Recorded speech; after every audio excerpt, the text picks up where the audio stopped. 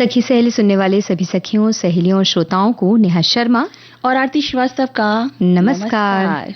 और आरती जी बताइए, क्या हाल है आपके? हाल बिल्कुल ठीक है, बस थोड़ी सी अब जो ठंडक का असर है वो दिखने लगा है। दिखने लगा है, महसूस भी होने लगा है, थोड़ा ठंडा लगने लगा है। सुबह शाम की तो है थोड़ी बात। और ये ठंड के मौसम में बहुत सारी चीजें अच्छी अच्छी खाई जाती हैं, जिनके बारे में और जो सब्जियां होती हैं, एक तो समय बर्बाद करने वाली सब्जियों का मौसम है। बताइए जैसे बहुत देर तक बैठे मटर छीलते रहो, साग छांटते रहो, ये सब मौसम में आते हैं। इसी मौसम में है तो बहुत फायदेमंद चीजें ये सारी सब्जियां। फायदा तो होता है, जो मटर छिलता है उसका इतना बड़ा फायदा होता है, मीठे मीठे मटर खाने में बीच में खाते भी जाओ। ये थोड़ा सा साग छांटते समय थोड़ा सा ये लगता है कि अब कितनी देर लगेगी, पता नहीं कितनी देर छांटते रहते, ये होता है। और बहुत ध्यान से उन्हें साफ करना जरूरी है, नहीं तो बहुत छोटे छोटे कीटाणु होते हैं उसमें कई बार, तो वो छांटना होता है। थोड़ा गुनगुने पानी से अगर उसको भिगो दें तो भी वो सब निकलते हैं। और ये सारी चीजें जब साफ करते हैं और बहुत अच्छा साग मिलता है तो उससे पौष्टिकता मिलती है। कुछ इसी तरह मेहनत का जो फल होता है ना, वो खाने में मजा आता है। कुछ इसी तरह से चुनकर हम लाते हैं विषय भी सखी सहेली के। तो क्या चुन कर आज हमने लाया, ये हम बता देते हैं। चुन के कुछ लेकर आए हैं। एक तो आज दिवस है, बहुत ज्यादा महत्वपूर्ण दिवस है, महिलाओं के खिलाफ हिंसा उन्मूलन अंतर्राष्ट्रीय दिवस है जी। और साथ है हम बात करेंगे धैर्य से कैसे बन जाएगी बात। बिल्कुल, जैसे धैर्य रखना पड़ता है हमें सब सब्जियां छांटते हुए। और मायके ससुराल में खुशहाल रिश्तों की धुरी है स्त्री, इस विषय पर भी हम बात करने वाले हैं। हमारे बहुत से श्रोताओं ने तो अपने बहुत सारे कमेंट्स भी हमें भेज दिए हैं। कुछ इनसे पूछें कि धैर्य को लेकर हमारे श्रोता क्या समझते हैं, किस चीजों में वो धैर्य रखते हैं। इसके बारे में हमें कुछ बताएं कि क्या ऐसा कौन सा पल रहा उनके जीवन का जो उन्होंने धैर्य से पल को अपने आप पे काबू कर लिया, अपने आप को करा उसमें। तो इसके बारे में हमारे श्रोता हमें बताने वाले हैं। और बताइए आप किस तरह से आपने उस पल को अपने आप को संभाला उस पल में अपने धैर्य के साथ में। तो नेहा क्यों ना एक पहले गीत सुन लिया जाए शुरुआत में। इसमें किसी तरह का धैर्य नहीं रख सकते हैं।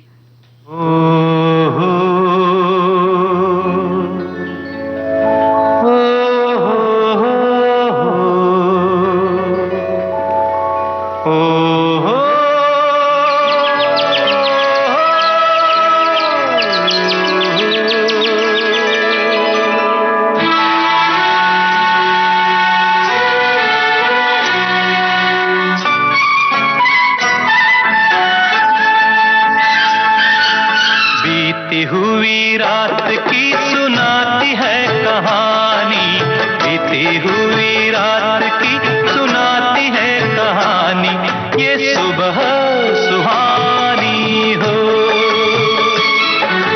कलियों का बचपन फूलों की जवानी, कलियों का बचपन फूलों की जवानी, ये सुबह सुहानी हो, सुबह सुहानी हो।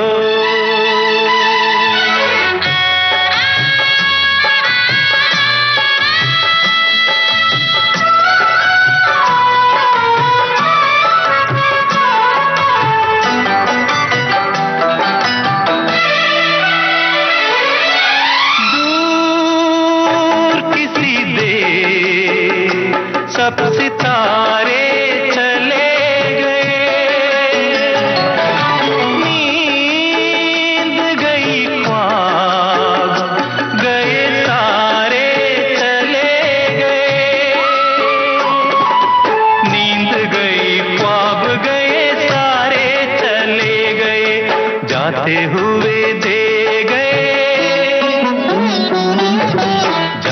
हुए दे गए रुत को एक निशानी, ये सुबह सुहानी हो,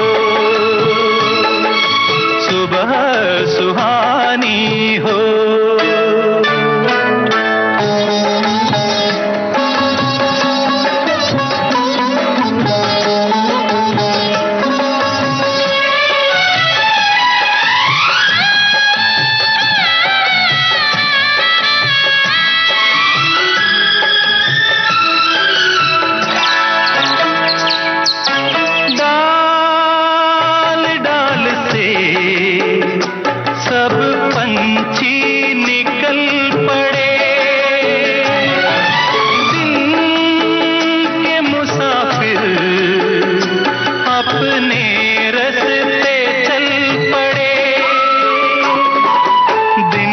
मुसाफिर अपने रास्ते पे चल पड़े, बांटती फिरती है,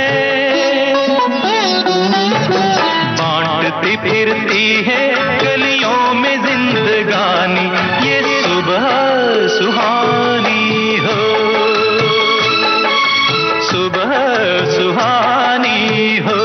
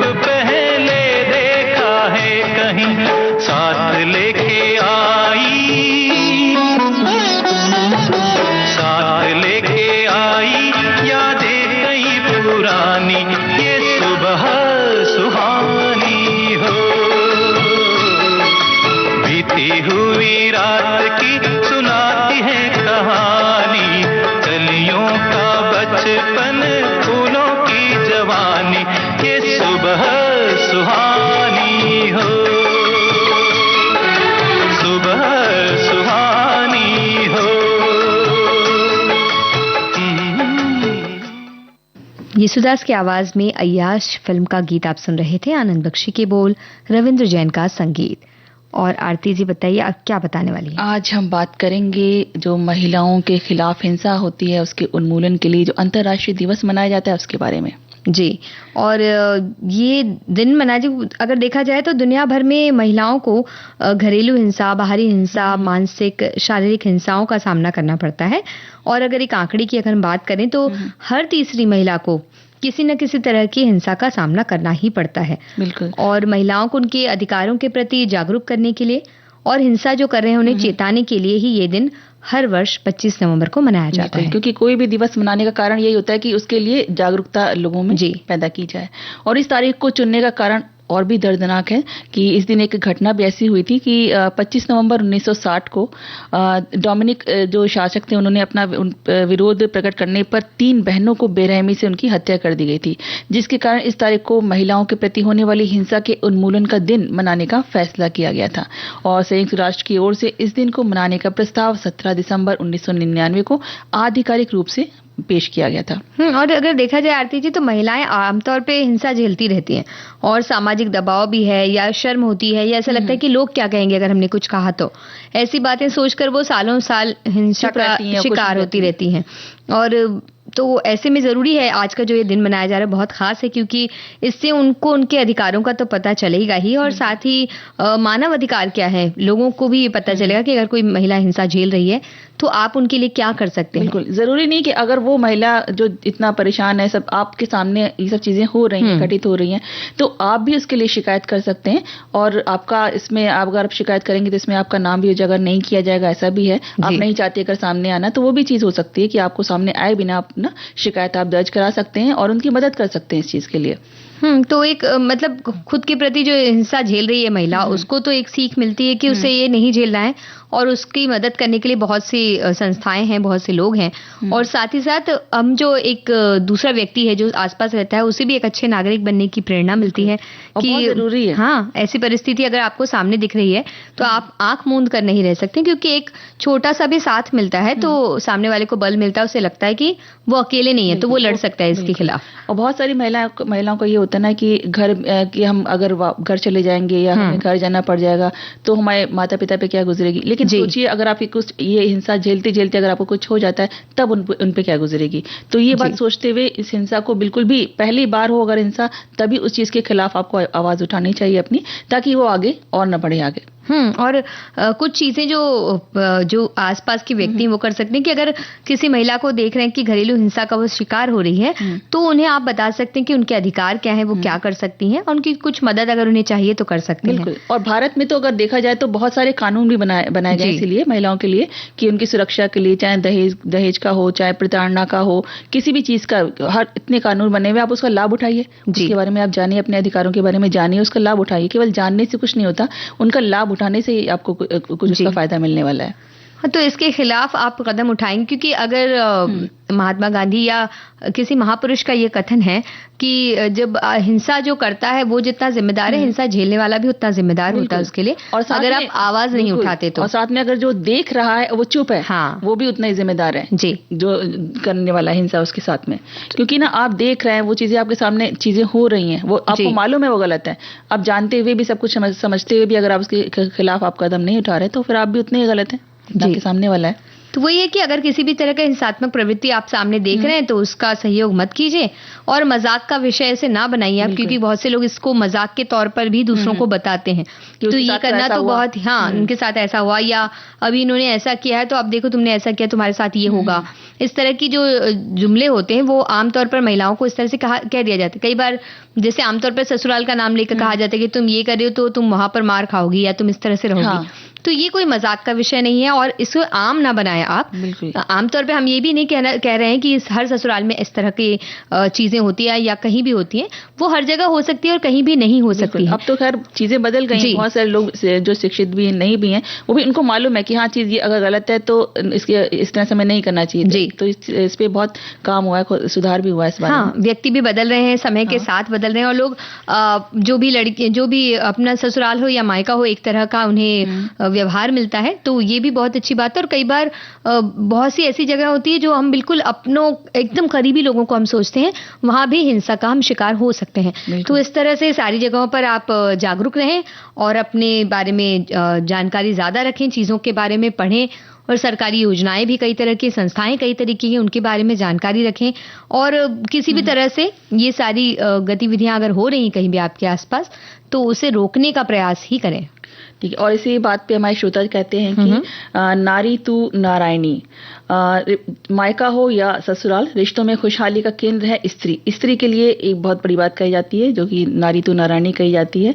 मतलब नारी एक देवी का स्वरूप है जो अपने जॉब करते हुए अपना पूरा घर परिवार संभाल रही हैं, वो भी बिना वेतन, बिना छुट्टी, 24 घंटे 7 दिन। हमारे घर आई बहू भी किसी की बेटी ही है, उसी तरह हमारे घर की बेटी जब ससुराल जाती है तब वो भी उस घर की बहू कहलाती है। अगर दोनों घर उसके साथ अपनी बेटी जैसा व्यवहार करते हैं तब घर स्वर्ग बन जाता है। हम भी हमारी दोनों बहू को बिटिया कहकर ही पुकारते हैं, एक बेटी जैसा व्यवहार करते हैं और यही सच्चा अपनापन है। बहुत ही बिल्कुल समझदार लोगों की पहचान ही यही है कि वो ये अपने बहू और बेटी में अंतर नहीं, फर्क नहीं करते जी, दोनों को ही अपने प्यार देते हैं उतना और उसी सम्मान के साथ में उनको रखते हैं। तो उसी तरह से उन्हें भी सम्मान मिलता है क्योंकि आपको जैसा व्यवहार आप दूसरों के साथ करेंगे आपको भी उस तरह का व्यवहार जरूर मिलता है जी। तो एक गीत सुनवा दें? बिल्कुल।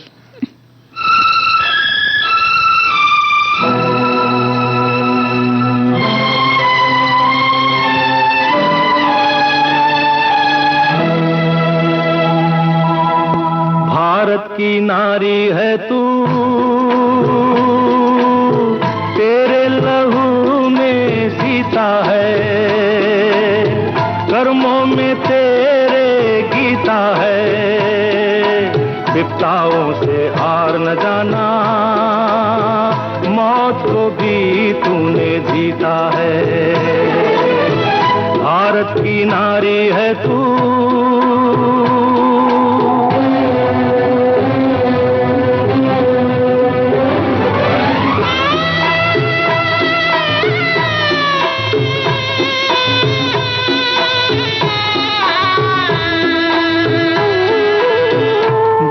दिए पर भी मिट जाए, प्यार है तेरा ऐसा पतंगा, जिसको छू ले पावन कर दे, तेरी रगों में बहती है गंगा, तेरी रगों में बहती है गंगा। भारत की नारी है तू।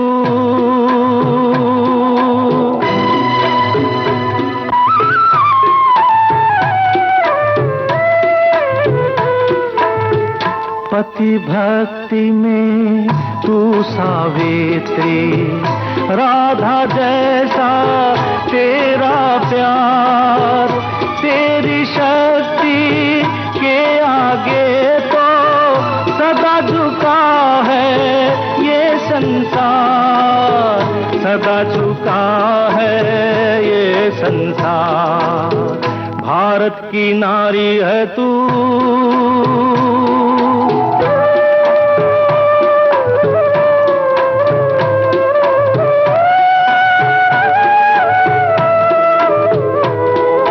देती चल दुनिया को अमृत, पीती चल आँखों में आंसू, देती चल दुनिया को अमृत, पीती चल आँखों में आंसू।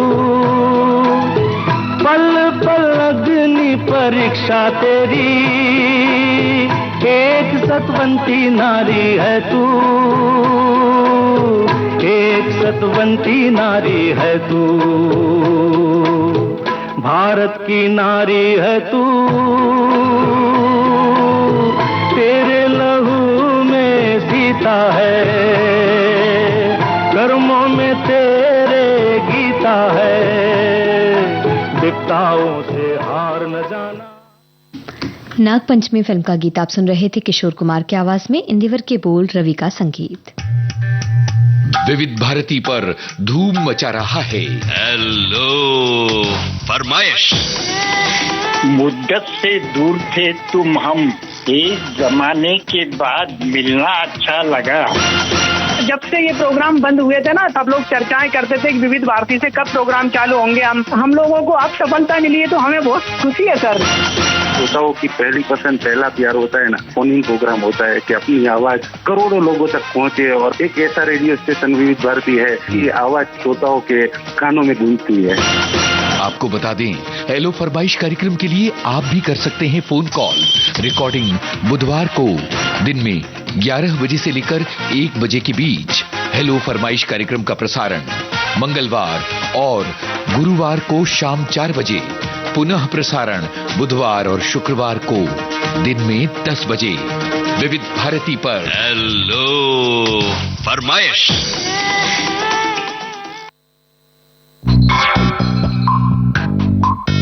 आपको याद होगी फिल्म तारे ज़मीं पर। कसके जूता कसके बेल्ट, खोस के अंदर अपनी शर्ट, मंजिल को चली सवारी, कंधों पे जिम्मेदारी। इस फिल्म में बच्चे के पिता का किरदार निभाने वाले अभिनेता विपिन शर्मा। उन्होंने एडी ने भी बोला कि ये शो रोल सर आपके लिए तो नहीं है। मैंने बोला नहीं, मैंने थोड़ा रिक्वेस्ट किया ऑडिशन करने के लिए। तो मैंने एक बार ऑडिशन किया, जिस लड़की ने ऑडिशन किया था, रितु नाम है उसका। अच्छा। रितु ने बोला सर आपने स्क्रिप्ट पढ़ी है? मैंने कहा नहीं। मैंने बोला आप अच्छा कर रहे हो, एक बार और कर लो, थोड़ा सा खड़ूस टाइप फादर है आप, थोड़ा सा अच्छा कर रहे हो, एक बार और कर लो आप, जब कर ही रहे हो। तो मैंने कर लिया एक बार और। उसके बहुत लंबे समय बाद, लगभग 2-1 महीने के बाद मुझे अमोल का फोन आया और उसने बोला कि कहाँ है तू? मैंने कहा इधर ही हूँ। उसने बोला कि आमिर ने बाप बना दिया तुझे। तो मुझे बिल्कुल समझ में नहीं आया, एकदम समझ में नहीं आया। शायद एक इंट्यूशन था मेरा जो बहुत काम आया मेरे। और मुझे पहली फिल्म, इतनी बड़ी फिल्म, एक्टिंग में इतने लंबे समय के बाद, गैप के बाद मिलना, ये भी अपने आप में बहुत बड़ी खुशकिस्मती थी। सुनिए जाने माने अभिनेता विपिन शर्मा से एक बातचीत 30 नवंबर शाम 4 बजे सिर्फ विविध भारती पर। डिजिटल अपना बॉम्बे टॉकीज।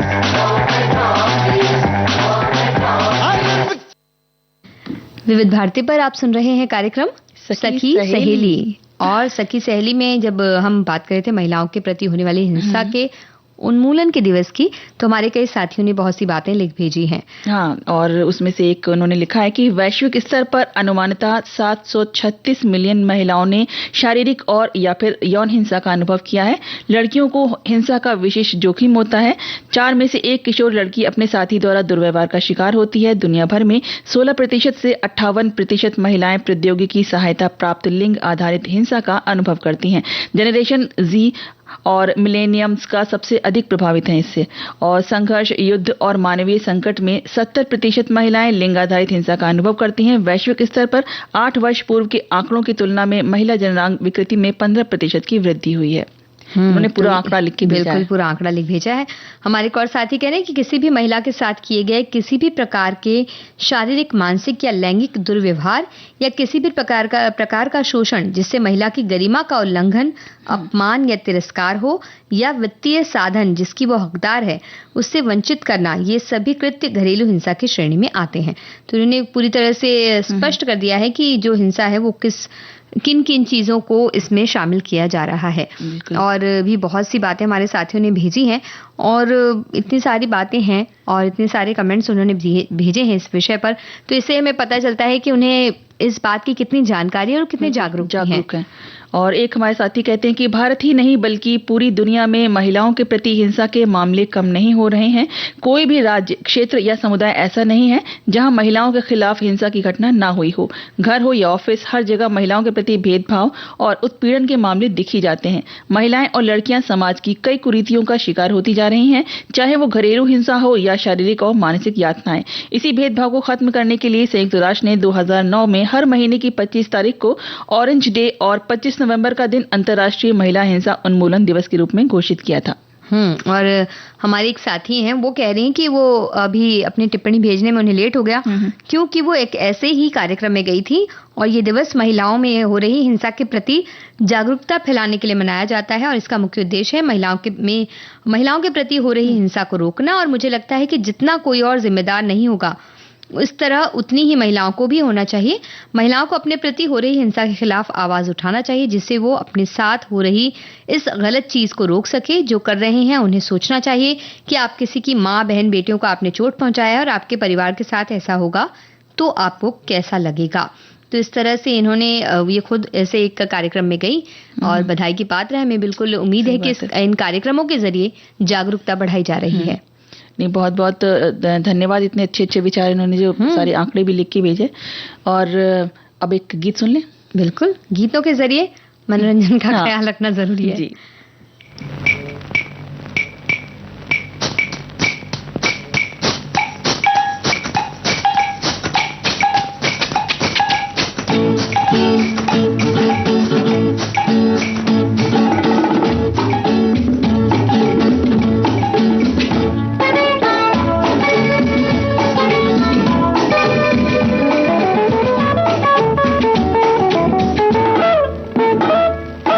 जानू क्या मेरा दिल अब कहाँ खो गया। बोलो बोलो बोलो बोलो बोलो बोलो बोलो बोलो ऐ गुलनार ऐ गुलनार। जानू क्या मेरा दिल अब कहाँ खो गया। बोलो बोलो बोलो बोलो बोलो बोलो बोलो बोलो ऐ गुलनार ऐ गुलनार। बोलो कुछ तो बोलो बोलो बोलो बोलो ऐ गोरी हसीना।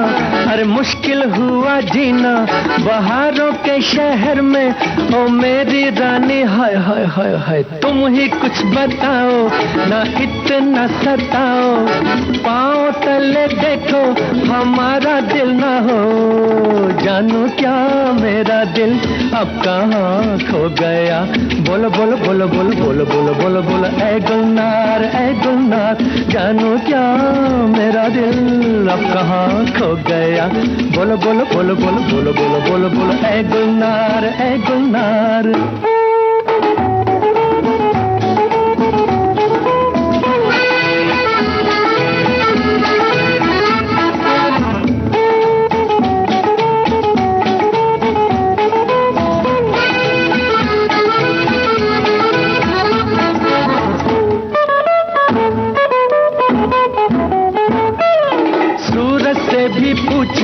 और किरणों से भी पूछा सुनता नहीं कोई हमारी बातें। हाय हाय हाय हाय फूलों से भी पूछा और कलियों से भी पूछा कोई कुछ ना बोला और मैं तो लुट गया।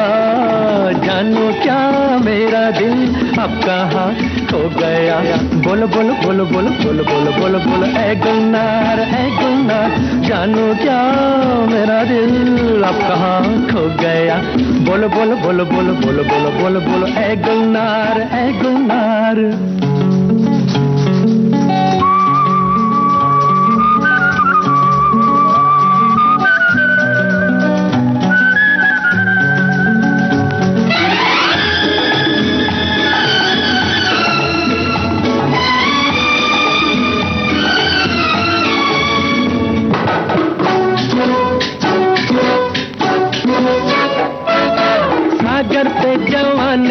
और लहरें भी मस्तानी घेरे मुझे देखो इशारा करके। हाय गालों के उजाले अरे जल गए जलने वाले परियों के नगर में लो मैं तो आप फंसा। जानो क्या मेरा दिल अब कहाँ खो गया। बोलो बोलो बोलो बोलो बोलो बोलो बोलो बोलो ऐ गुलनार ऐ गुलनार। जानो क्या मेरा दिल अब कहाँ खो गया। बोलो बोलो बोलो बोलो बोलो बोलो बोलो बोलो ऐ गुलनार ऐ गुलनार।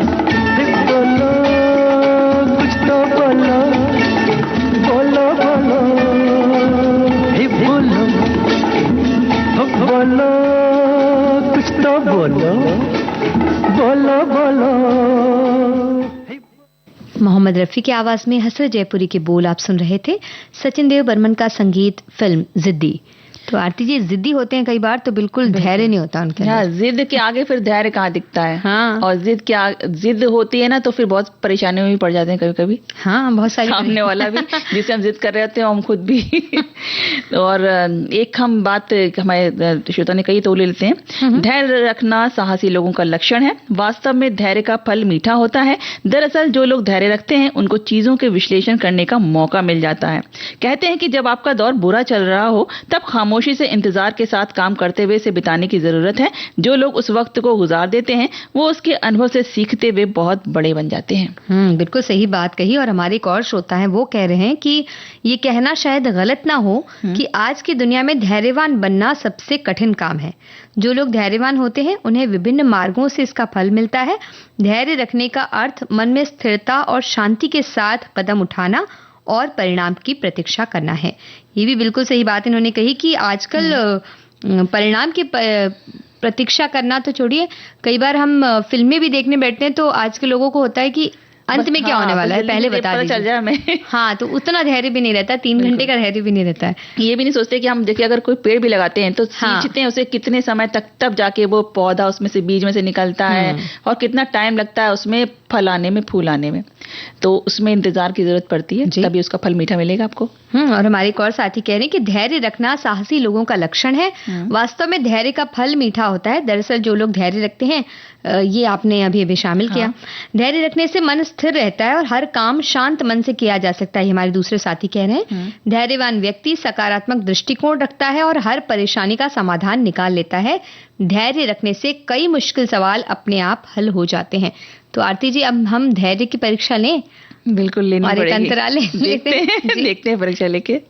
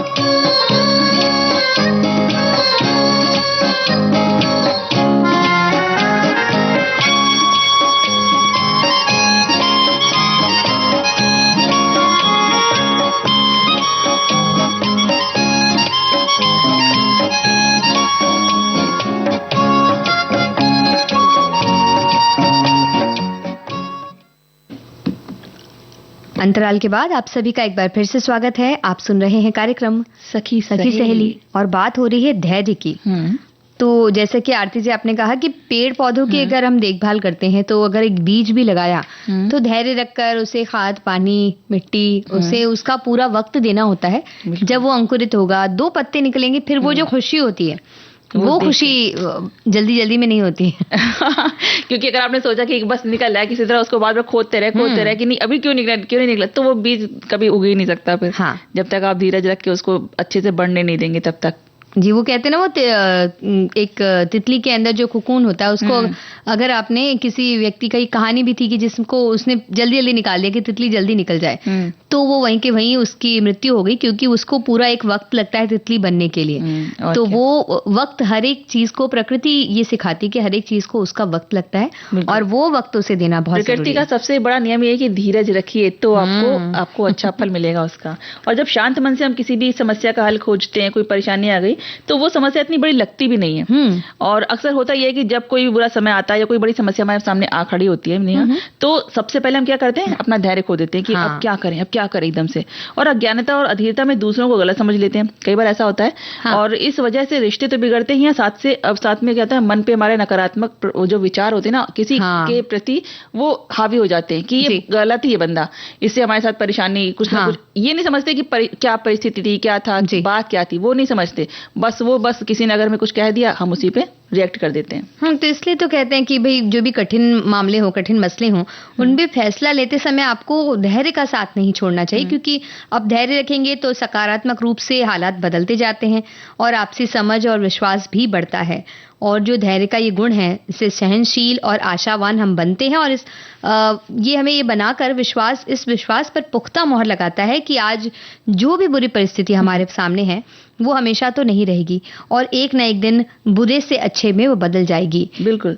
और धैर्य कामयाबी नहीं बल्कि उसे हासिल करने का एक हथियार है जी। और जिसके बल पर हम असंभव सा दिखने वाला जो कोई हमारा लक्ष्य है, कोई भी काम है, उसको पूरा कर सकते हैं।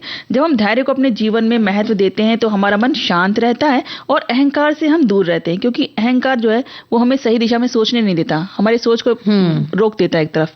तो अगर हमें सही से सोचना समझना है तो उसके लिए हमें वक्त चाहिए जी। तो हम उस चीज के बारे में सोच सकते हैं, उसके बारे में अच्छे से फैसला ले सकते हैं। तो बहुत जरूरी है अपने अंदर उस धैर्य को रखना।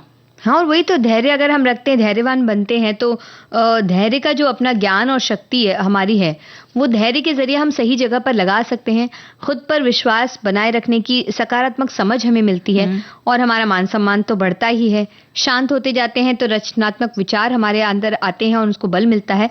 और अधीरता से अगर हम लगते हैं तो अधीरता तोड़ने का काम करती है, क्योंकि बहुत जल्दी जल्दी सब चीजें करना है, बिना सोचे समझे करना है इस तरह से, तो इससे असफलता और निराशा, नकारात्मकता की ओर ये हमें ले जाती है। और अगर धैर्य से हम जुड़ते हैं तो सकारात्मकता और सफलता की ओर हम धीरे धीरे आगे बढ़ते जाते हैं। बिल्कुल। और अगर हम अच्छे से अपने शांत मन से सोचते हैं तो हमारे अंदर सकारात्मक विचार और परिस्थितियों को सही तरीके से आकलन करने की समझ आती है कि कोई सिचुएशन कैसी है। अगर हम सोच समझ के उसके ऊपर फैसला लेंगे तो हमें समझ में आएगा। जल्दीबाजी में वो कुछ हम समझ में आएगा नहीं, हम बस बोल देंगे कुछ ना कुछ उल्टा सीधा, तो जिसका असर होता है हमारे जीवन से जुड़े हुए रिश्तों पर। और फिर चाहे वो रिश्ता पारिवारिक हो या दोस्ती हो या कोई भी रिश्तेदारी किसी भी तरीके की हो, हम अपने रिश्तों को बहुत अच्छी तरह निभाते हैं। किसी गलतफहमी का शिकार होकर अपनी तरफ से रिश्तों को बिगाड़ते नहीं है, बल्कि किसी भी प्रतिकूल परिस्थिति में धैर्यवान बने रहकर परिस्थिति को सुधारने का, निरंतर उसको सुधारने का प्रयास करते रहते हैं लगातार। और इससे वही, जैसे कि हमने कहा कि धैर्यवान अगर हम बने रहते हैं तो रचनात्मकता और सहयोग की भावना को भी बल मिलता है, जिससे हमें अपने जो हमने लक्ष्य निर्धारित किया है वहां तक पहुंचने में हमें मदद मिलती है। और खुद तो हम लक्ष्य तक पहुंचते ही हैं, दूसरों को भी उनके लक्ष्य तक पहुंचाने में सहयोग कर सकते हैं। अक्सर जब हम खाली होते हैं तो कुछ नहीं कर रहे होते हैं, तो उस समय परिस्थितियों का डर, चिंता और अधीरता जो है ये बढ़ती जाती है। इसलिए हमें हमेशा खुद को किसी न किसी काम में व्यस्त भी रखना चाहिए। और जब हम दूसरों के हित के लिए कुछ कर रहे होते हैं तो उस समय हमारा हित भी हो रहा होता है, तो इसलिए खुद को व्यस्त रखना भी बहुत जरूरी है। बहुत जरूरी है। और एक श्रोता हमारे लिख के भेजते हैं कि धैर्य से बनती है बात। हम सबकी आदत होती है कि हम कोई भी काम करने से पहले सोने की काम जल्दी हो या हम जल्दी जल्दी इस काम को कर सकें। और सब काम पर नहीं, हर चीज ये बात मतलब हर एक काम पे ये बात लागू नहीं होती कि सारे जो काम है वो इस तरह से होंगे। तो हमें सवाल रखना चाहिए कि धैर्य रखना, हमें अपने अंदर धैर्य रखना चाहिए। हमें एकदम से हड़बड़ी नहीं दिखानी चाहिए किसी भी काम को करने में, और जल्दी जल्दी भागते हुए नहीं करना चाहिए। काम को आराम से मजे लेकर करना चाहिए और परिस्थितियों में भी हमें धैर्य रखना चाहिए। अपनी जिंदगी को धैर्यवान बनाकर हम छोटी छोटी चीजों से हमें घबराना नहीं चाहिए। बिल्कुल। तो धैर्य की इतनी बातें हो रही हैं तो धीरज से हम एक धैर्य भरा गीत सुन लेते हैं। और हमारे श्रोताओं ने बहुत सी बातें भेजी, क्योंकि हमने उनसे पूछा था कि किस तरह से उन्होंने धैर्य रखकर अपने जीवन में क्या हासिल किया है। तो बहुत से उनके विचार हैं जो हम इस गीत के बाद बताएंगे। हाँ।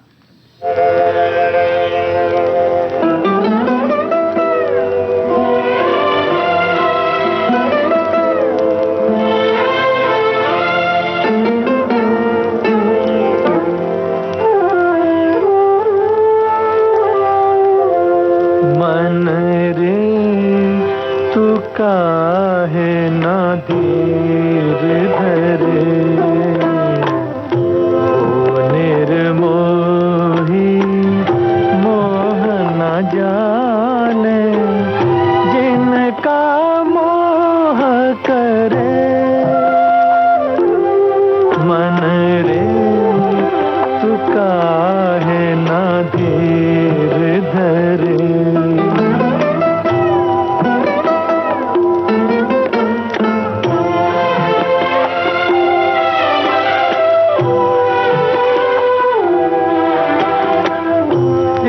जीवन की चढ़ती ढलती धूप को किसने बांधा, रंग पे किसने पहरे डाले, रूप को किसने बांधा।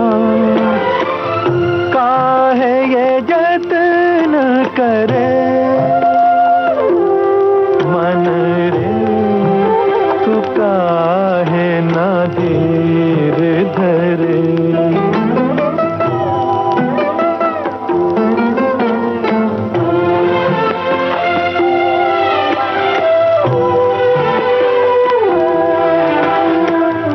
उतना ही उपकार समझ कोई, जितना साथ निभा दे। जन्म मरण का मेल है सपना, ये सपना बिसरा दे। कोई ना संग मरे, मन रे तू काहे ना धीर धरे। वो निर्मोही मोह न जाने, जिनका मोह करे। मन रे तू काहे ना धीर धरे।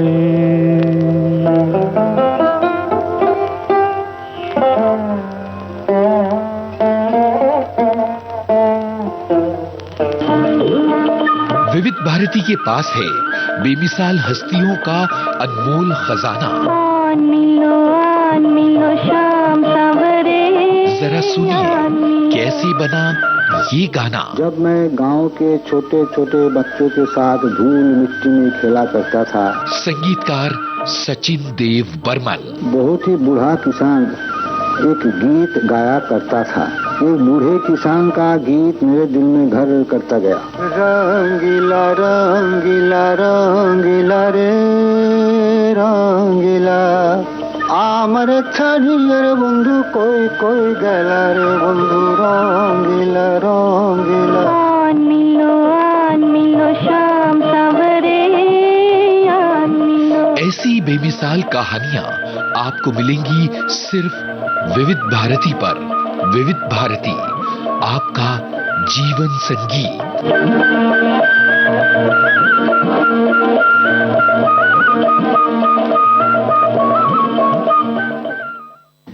सखी सहेली कार्यक्रम हमारे साथी सुन रहे हैं विविध भारती पर।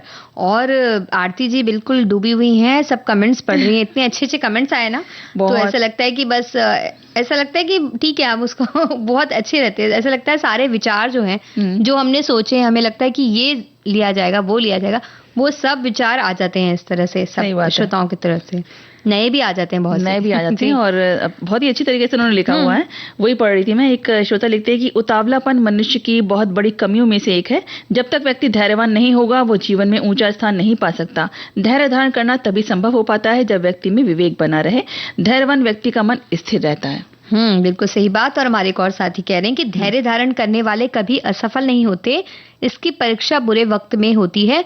जब हम हर सुख साधन संपन्न है तो धैर्य की जरूरत होती है, तो भी धैर्य की जरूरत होती है, क्योंकि इस अवस्था में अक्सर देखा जाता है कि लोगों में अहंकार आ जाता है, जो भी हमारे धैर्य की परीक्षा ही लेता है, और ऐसी स्थिति में वो अहंकार नाश का कारण बन जाता है। आदमी का वक्त सूर्य की तरह चलता है, हमेशा एक सा नहीं रहता है।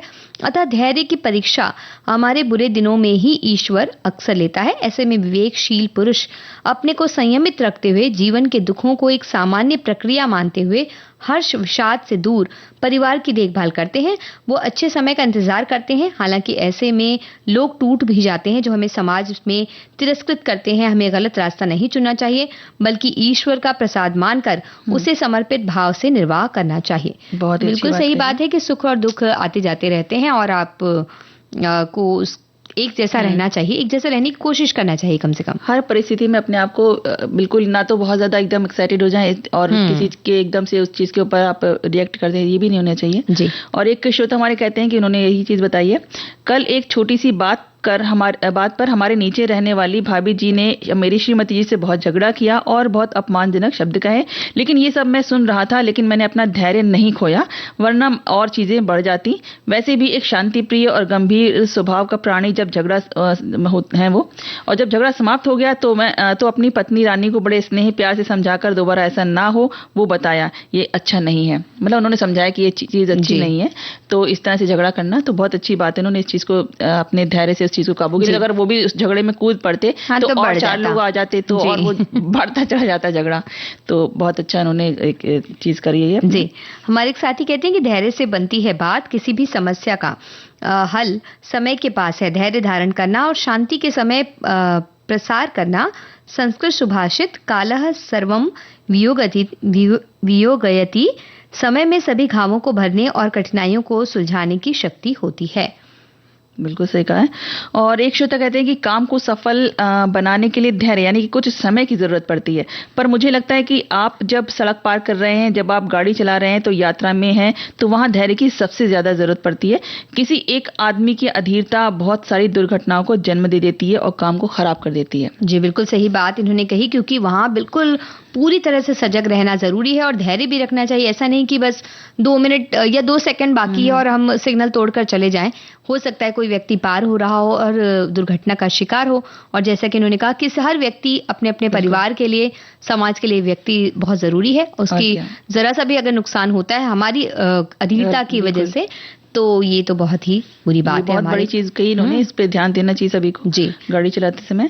और एक और श्रोता है जो कहते हैं कि ये कहना शायद गलत ना हो कि आज की दुनिया में धैर्यवान बनना सबसे ज्यादा कठिन काम है। जो कमेंट हमने उनका लिया। और हमारे एक और साथी कह रहे हैं कि धीरज धर्म मित्र अरुनारी, आपतकाल परखियों चारी। धीरज में सब काम बन जाते हैं, जो काम गुस्से में नहीं बनते, बने बनाए बिगड़ जाते हैं। वो कह रहे हैं आज बहुत शानदार होने वाला है, शायद इन्होंने धैर्य धरा है इसलिए ऐसा कह रहे हैं। हाँ बिल्कुल।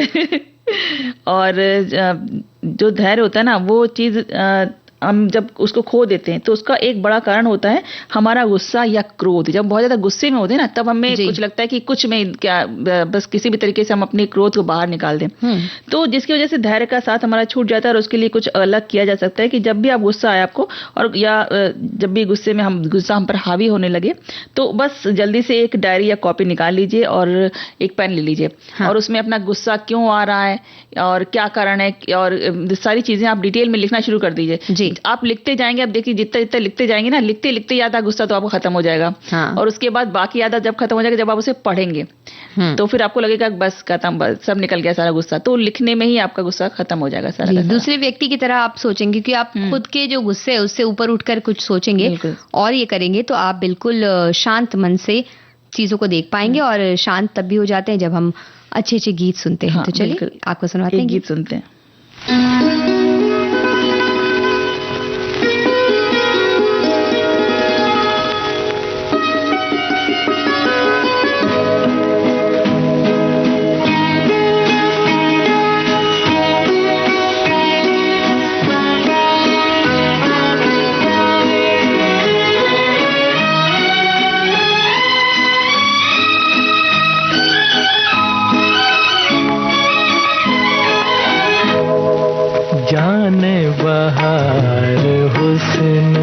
तेरा बेमिसाल है, जाने बहार हुस्न तेरा बेमिसाल है, वल्ला कमाल है, अरे वल्ला कमाल है, जाने बहार हुस्न तेरा बेमिसाल है।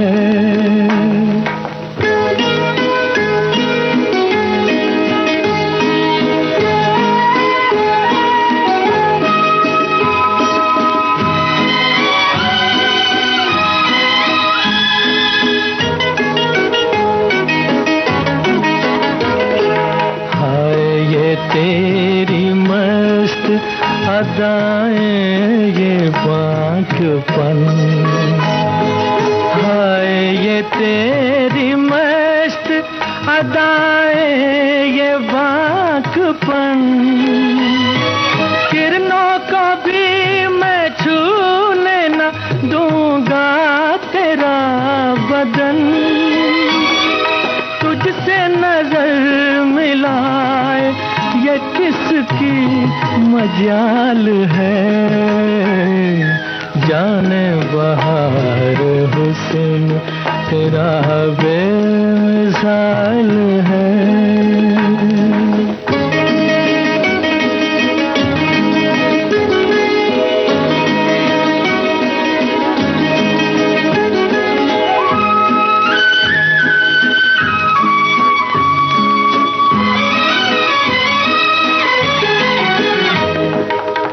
खुश नसीब हूँ कि तुझे मैंने पा लिया,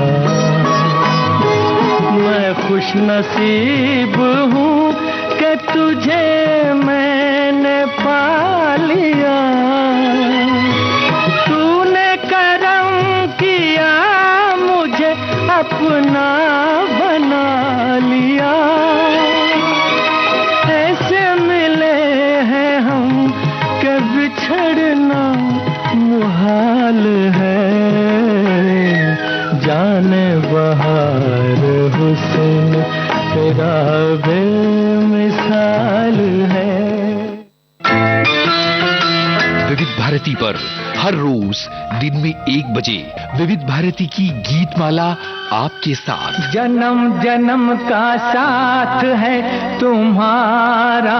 इस कार्यक्रम में हर पायदान पर होगी आपकी भागीदारी। हम और तुम, तो हम और आप पिरोएंगे गीतों की इस माला के मोती साथ साथ। हम साथ साथ हैं। जुड़े रहिए हमारे साथ विविध भारती के फेसबुक पेज पर। विविध भारती की गीतमाला हर रोज दिन में 1 बजे। विविध भारती, आपका जीवन संगीत। हाय हाय।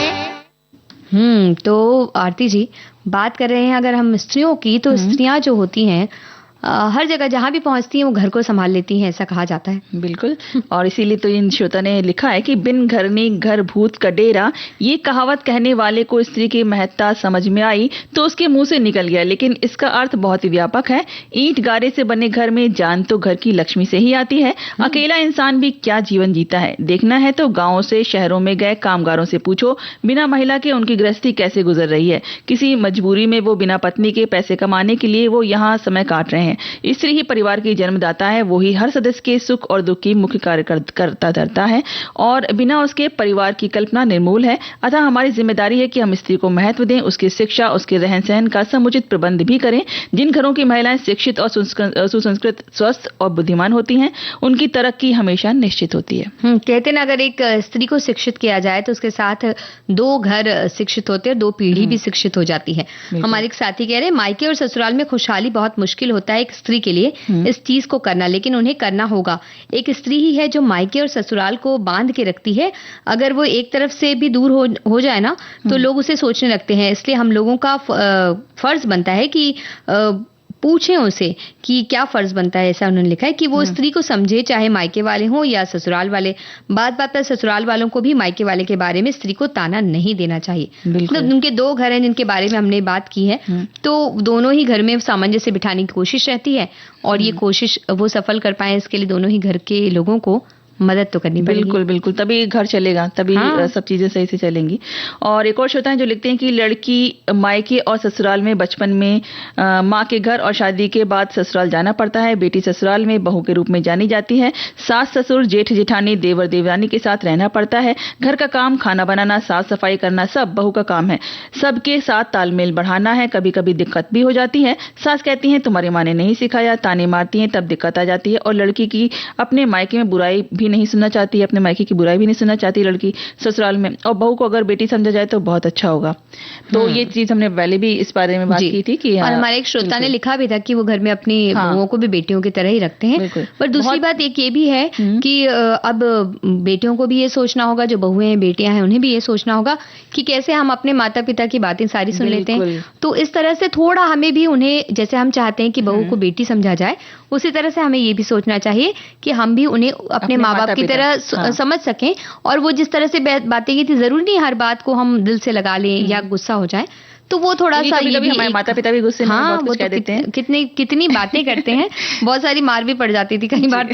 तो कम से कम हम जो बातें हैं वो सोचना चाहिए किस भाव में कही जा रही हैं। जरूरी नहीं कि हर चीजें झेली जाए, उसको सहा जाए, लेकिन ये देखा जाए कि किस भाव में कही जा रही है। हमारे एक साथी कह रहे हैं कि हर घर की खुशहाली एक महिला पर ही निर्भर करती है। एक स्त्री घर को बना भी सकती है, बिगाड़ भी सकती है। घर की छोटी छोटी बातों को नजरअंदाज करके आगे बढ़ जाए और बिगड़ी बात को अपनी तरह से सुलझा सकती है। और घर की छोटी छोटी बातों को तिल का ताड़ बनाकर घर को उजाड़ भी सकती है। महिला के ऊपर पूरे घर की जिम्मेदारी होती है। और यही नहीं, आगे आगे आने वाले बच्चे भी वैसा ही सीख कर बढ़ते हैं। बिल्कुल, अपनी जो माता जैसा व्यवहार कर रहे हैं, सब चीजों से अपने माता पिता से घर में ही सीखते हैं, जैसा माहौल होता है। तो जरूरी अपने आप को संयत रखना, अपने आप को थोड़ी समझ तरीके से काम करना। और एक और श्रोता है जो लिखती हैं कि धैर्य जो बता रही है कि शादी के बाद एक लड़की पर ससुराल और मायका दोनों जगह के लोगों को खुश रखने की जिम्मेदारी होती है। ऐसे में अगर ससुराल वाले मायके के लोगों को पसंद ना करें तो चीजें बहुत मुश्किल हो जाती हैं। अपने सास ससुर के प्रति हमेशा सम्मान का व्यवहार रखें, भले ही वो आपके मायके वालों को पसंद ना करते हों। याद रखें, आपका व्यवहार ही आपके परवरिश को दर्शाता है। यदि अच्छा होगा तो लोग चाहते हुए भी आपके माता पिता को कभी अपशब्द नहीं बोल सकेंगे। तो यहाँ तो दोनों तरह का व्यवहार होना चाहिए, क्योंकि ये कहना भी उचित नहीं है कि ससुराल वाले अगर मायके वालों को पसंद नहीं करते तो बिल्कुल उस तरह से तटस्थ होकर रहना चाहिए, क्योंकि दोनों ही तरह से भाव होते हैं। तो ससुराल वालों को भी चाहिए कि वो क्योंकि वो एक लड़की है और वो अपने माता पिता से उसी तरह से जुड़ी हुई है जिस तरह से कोई भी संतान अपने माता पिता से जुड़ा रहता है। तो कोशिश करें कि इस तरह का ताना न दिया जाए, बल्कि अगर किसी ने कोई काम नहीं किया, मान लीजिए बहू ने या बेटी ने काम नहीं किया, तो उसे ही उसकी बात के लिए, उसकी गलती के लिए उसे ही गलत ठहराया जाए, न कि किसी और को कि आपकी माँ ने नहीं सिखाया या आप कुछ सीखे नहीं है। इस तरह की जो दूसरों को ताना ना देकर, उनके माता पिता को ताना न देकर और उनसे सीधे बात करें। नहीं आ रहा है तो आप सिखाइए, आपकी जिम्मेदारी है ना वो जी। तो इस तरह से आप काम करिए ना। तो इस तरह से कर सकते हैं। हमारे एक साथी कह रहे हैं मायके और ससुराल का संबंध स्कूल और व्यवसाय के जैसा है। स्कूल में जितना सीखते हैं करियर उतना ही सफल होता है। ससुराल के संबंध व्यावसायिक संबंधों जैसे हैं। व्यवसाय में तो अच्छे संबंध बनते हैं, लेकिन कुछ लोग व्यवसाय में असफल हो जाते हैं। ये एक व्यवसाय से दूसरे व्यवसाय में जाते हैं और हर जगह निराशा ही मिलती है, क्योंकि उन्होंने मायके और स्कूल में कुछ नहीं सीखा होता। माँ कहती हैं कि सीखने के लिए उम्र पड़ी है। सवाल को लड़की नजर से देखा जाए तो जब वो मायके को छोड़कर ससुराल आती है तो वो ससुराल को अपनी सेवा, विनम्रता और अपनेपन से मायका भी बना सकती है। और लड़के के नजरिए से देखा जाए तो अपने सास ससुर और बाकी सदस्यों से विनम्रता और सम्मान से पेश आकर उनका दिल जीत सकता है। सही कारण है। तो ये दोनों सामंजस्य बैठाए रखना बहुत जरूरी है। और कई बार स्कूल में हम नहीं सीखते हैं तो बाद में क्रैश कोर्स करके भी सीख लेते हैं। तो ये भी सोचकर आप बाद में भी सिखाया जा सकता है। और बहुत सी चीजें हर घर की अलग अलग होती हैं। तो कई बार ऐसा भी होता है कि हम अगर लड़की मायके से बहुत सी चीजें सीख कर आती हैं तो भी यहाँ का जो तौर तरीका होता है बिल्कुल अलग होता है। तो उन्हें तो कुछ ना कुछ सीखना ही पड़ता है। बिल्कुल बिल्कुल। और जो अगर आप सीखेंगे वो चीज़ों अपना लेंगे ना, जब आप अपना मान लेंगे ना, तो फिर कोई भी चीज़ बुरी नहीं लगती, लगता है कि हम अपने लिए कर रहे हैं, अपनों के लिए कर रहे हैं। तो इस तरह से हम काम को कर सकते हैं। तो अब हम कार्यक्रम में एक गीत सुन लेते हैं।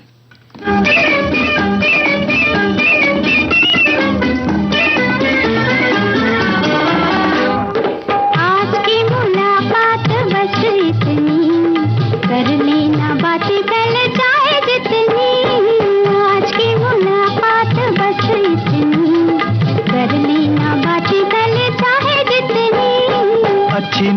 होती है जिद इतनी, देखो हमें तुमसे है प्रीत कितनी।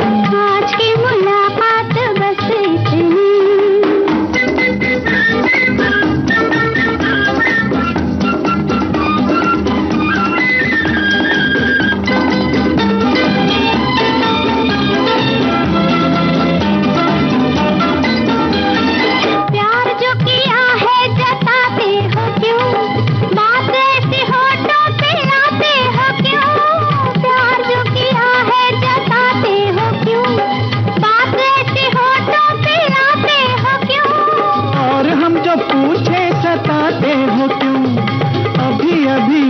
अब जाते हो तुम। आज की मुलाकात बस इतनी, कर लेना बातें चल चाहे जितनी। अच्छी नहीं होती है जिद इतनी, देखो हमें तुमसे है प्रीत कितनी। आज की मुलाकात बस इतनी।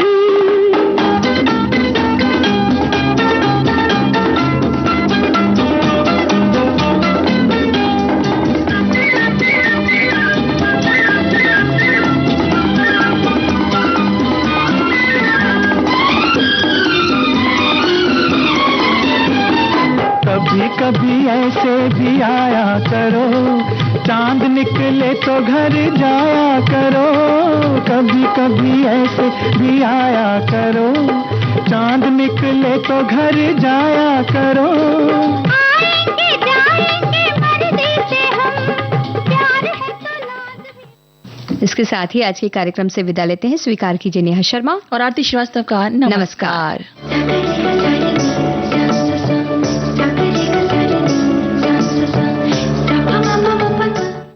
कार्यक्रम की प्रस्तुतकर्ता अनुश्री पाठक।